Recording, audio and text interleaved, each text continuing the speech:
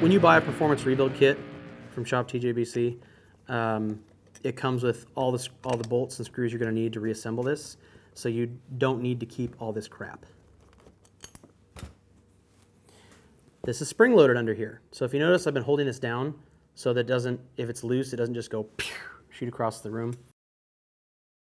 You can tell that this was not assembled correctly because this was all smushed in here, and it was preventing your slide from operating properly. This should be up in this channel to create a seal when you put the lid back on. So now we're going to pull the slide out, and this is your slide. There's a slide diaphragm, and this is your jet needle, and there's something called a needle jet, which I will show you. It is down here.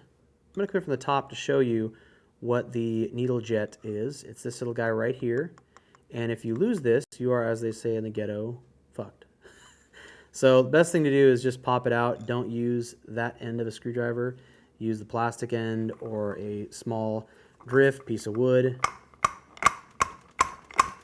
So now we're going to move to the outside of the carb, and we're going to remove the air cutoff valve. Take the impact driver. I'm going to gently goose these screws, and this comes off super easy. We're good. If not, I'll have to pull the hammer out. Now, this is spring loaded as well. So you want to keep your hand over that because you don't want it flying across the room.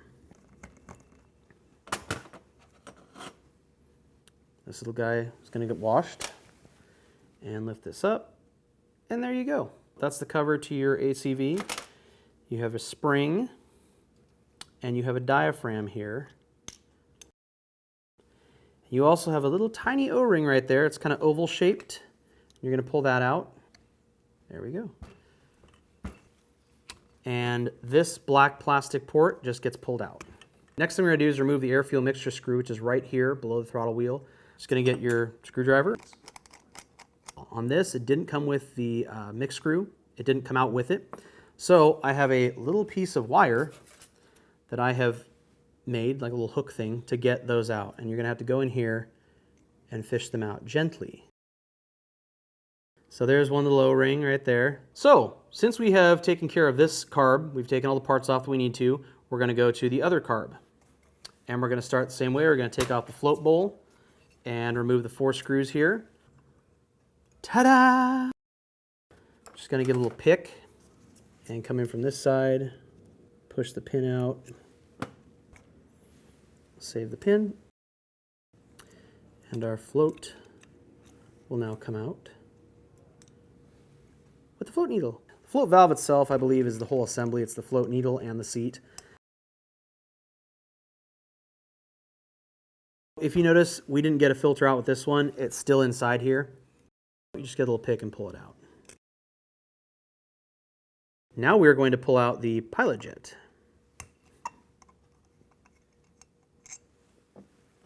We're going to hold the jet holder.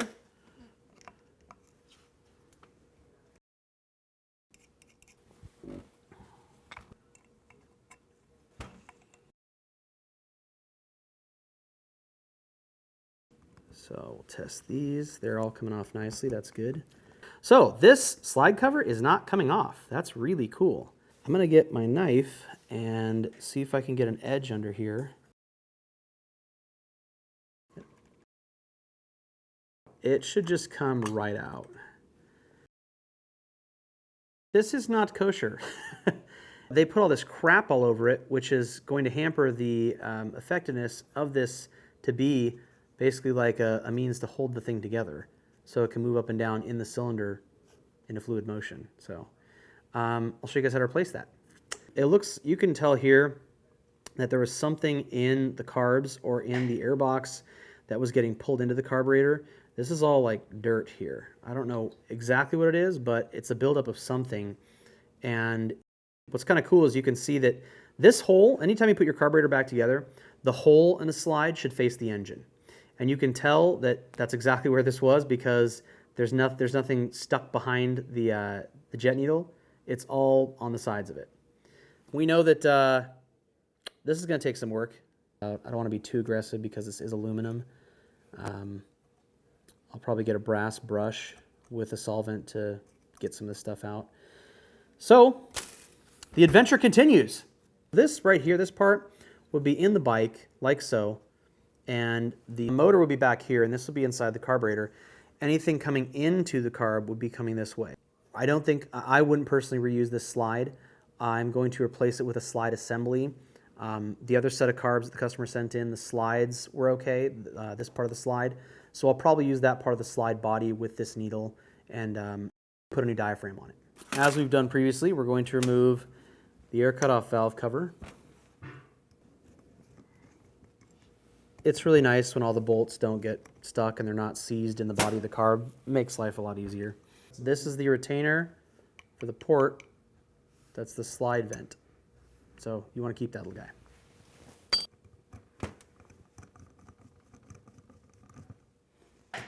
So you got your spring here, you got the cover, and you have your diaphragm. Pull that diaphragm out. And we also have that little oval O-ring here, which we're going to pull out. And there we go. Last but not least, we are going to remove the air fuel mixture screw. There we go. That one came out nice and easy, but we did not get any O-rings. All we got was the mix screw and the spring. We're looking for 2 washers. There should be a rubber and a metal one. We got a metal washer. Yahtzee! So right here you can see there's the metal washer that's supposed to be on the mix screw and the rubber O-ring. So these are supposed to be on the mix screws, and I'll go over that right now. There's your mix screw, there's your spring. Put your spring on. Then the metal washer, like that, and then the rubber O-ring. And again, the function of this is twofold. The rubber O-ring provides a seal inside the passage. The metal washer provides protection from the end of the spring so it doesn't chew up the rubber O-ring while you're twisting and turning it to adjust. Slide vent port, just pull that out. There we go. Set it aside. And the next step is to put this puppy in the ultrasonic cleaner. After we clean this, you can apply some lubrication to all the little joints, make sure everything moves smoothly, and you're usually fine. You don't want to mess with that until you get it on the bike. Put it on the bike, and then you can sync it, get a vacuum carburetor synchronization gauge, and that's what you're going to use to synchronize the carburetors. Leave it alone till you put it on a bike, hook up your vacuum gauge, and start from there. So now we're going to dump this in the ultrasonic cleaner.